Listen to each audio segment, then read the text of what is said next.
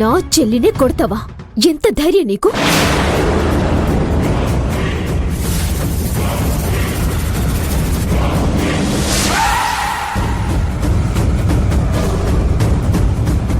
శ్రావ్య నీకు చెల్లె?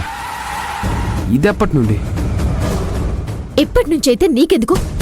అది కాదు జ్యోతి గారు, అసలు తను ఏం మాట్లాడిందో మీకు తెలుసా?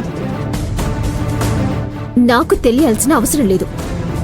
నా చెల్లెల మీద చేయి చేసుకుంటే అస్సలు ఊరుకోను.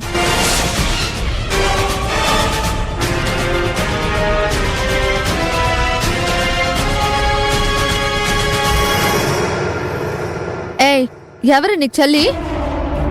ఏంటి కొత్త వరుసలు కలుపుతున్నావు? అసలు నీ వల్లే మా ఇద్దరి మధ్య గొడవ వస్తుంది. నా వల్ల? నేనేం చేశాను?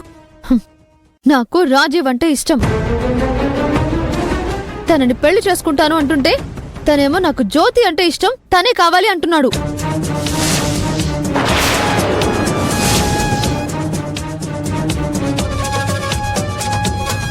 నువ్వంటూ లేకపోతే నాకు రాజీవ్ దక్కేవాడు.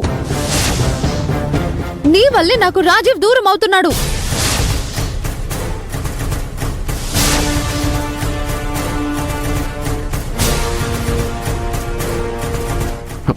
జ్యోతి గారు,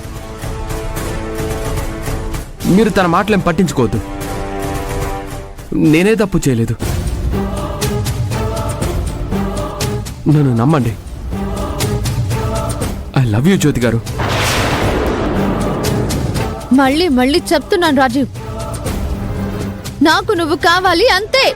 నేను కూడా చెప్తున్నాను, నాకు జ్యోతి గారే కావాలి.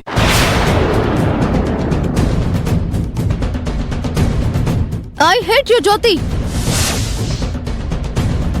నీ వల్లే నాకు రాజీవ్ దక్కేలా లేడు. I hate you.